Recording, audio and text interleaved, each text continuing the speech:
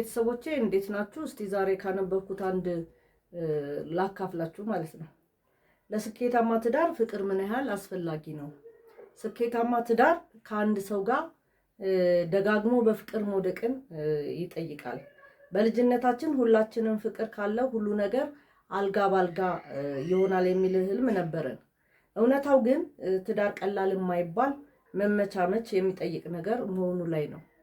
ፍቅርና ትዳር ልክ እንደ ፈረሱና ጋሪው ኋላና ፊት ሆነው ነው የሚጓዙት የሚለው እምነት አሁንም ድረስ ሰፊ ቢሆንም ይህን ሀሳብ የሚሞግቱ ሀሳቦች በአንጻሩ እየተጠናከሩ ነው።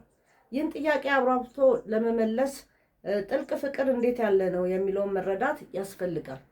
የቅርብ ጊዜ የፍቅርና ትዳር ትስስር ትዳር ለመመስረት የጦፈ ፍቅር አስፈላጊ ነው የሚል ድምፅ ጎልቶ መደመጥ የጀመረበት ከቅርብ ጊዜ ወዲህ ነው።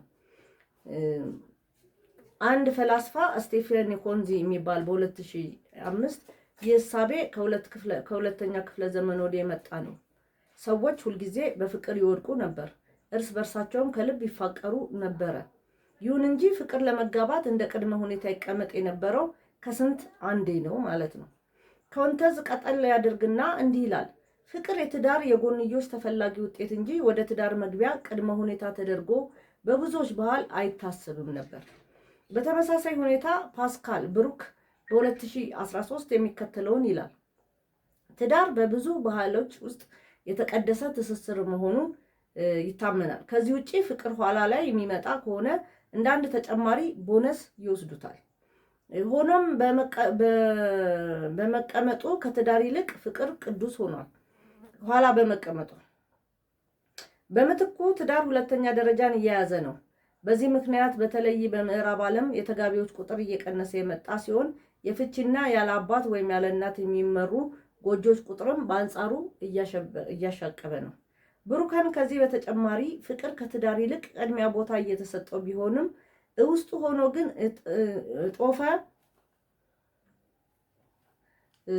ሆኖ ግን አጥፍቶ እየጠፋ ያለው ይመስላል። ትዳር ለመመስረት የጦፈ ፍቅር ቅድመ ሁኔታ ሆኖ በመቀመጡ የትዳር ዋጋ ከፍ ብሏል። ይህም ትዳር የብዙዎች ቀዳሚ አጀንዳ እንዲሆን አድርጎታል። ይህ በእንዲህ እንዳለ ግን ይህ አይነት ፍቅር መልሶ ትዳር መቅኖ ቢስ እንዲሆን አድርጎታል። የጦፈ ፍቅር የለም በሚል ምክንያት ባለትዳሮችና ጥንዶች መለያየት እንደ ሁነኛ አማራጭ ተያይዞታል። እንግዲህ ፍቅርና ትዳር ከሁለተኛው ክፍለ ዘመን ወደዚህ ነው እንጂ ፍቅር ትዳር ውስጥ መኖር አለበት የተባለው ሰው ባይፋቀርም ይጋባል፣ ባይፋቀርም ትዳርን ለመፍቻ መፍትሄ አይሆንም ነበር ማለት ነው። ወደዚህ ዘመን ስንመጣ ግን ለምንድን ነው ባልሽን የምትፈቺው ሲባል ፍቅር አለቀ ይባላል ማለት ነው። ስለዚህ ጭራሽ ዛሬ ፍቅር የሚባለው ነገር ትዳርን እያፋታ ነው ያለው ማለት ነው። መጀመሪያ ሲጋቡ ሳይዋደዱ ይጋባሉ።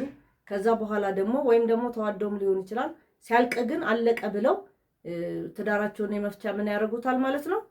ፍቅር የማጣት ነገር ሆኗል ማለት ነው። ስለዚህ አሁን ፍቅር የምንለው ትዳር ውስጥ ፍቅር ያስፈልጋል የምንለው ነገር የድሮ አባቶቻችን እኮ ይኖራሉ። በጣም ተከባብረው፣ በጣም ተሳስበው፣ በጣም እንትን ብሎ ይኖራሉ።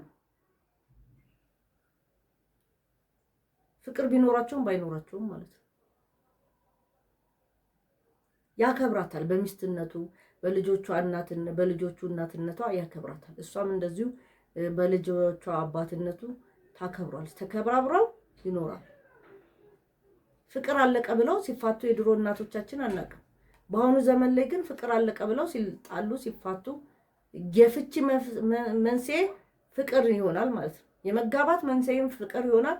የመጋባት በነገራችን ላይ እውነተኛ ፍቅር አያልቅም። እውነተኛ ከሆነ የተዋደድ ነው አያልቅም። ያው ፍቅር የመሰለ ነገር ይዞን ወደ ትዳር ስለምንገባ ነው ችግር የምንፈጥረው ማለት ነው። ፍቅር እንደ ትዳር እንቀጥል። ፍቅርን እንደ ትዳር መሰረት ስናስብ ሁለት አይነት ተቃዋሚ ሀሳቦች ነፍስ ዘርተው ይነሳሉ።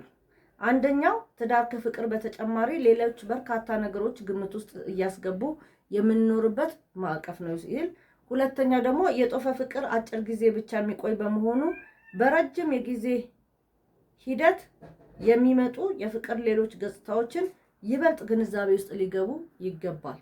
የመጀመሪያው ሙግት ትዳር በአንድ አይነት ማህበረሰብ ኢኮኖሚያዊ እና ባህላዊ ስርዓት ውስጥ የሚኖሩ ቁርኝት እንደመሆኑ መጠን የጥንዶች አጠቃላይ ደህንነት ይሁን ማህበራዊ ኢኮኖሚና ባህላዊ ማዕቀፍ ግምት ውስጥ ያስገባ መሆን መቻል አለበት የሚል ነው። ሁለተኛው የመከራከሪያ ሐሳብ በሌላ በኩል የጦፈ የሚባል ፍቅር አይነት ያልተረጋጋ እና ለውስን ጊዜ ብቻ ደስታ የሚሰጥ መሆኑ ላይ ነው።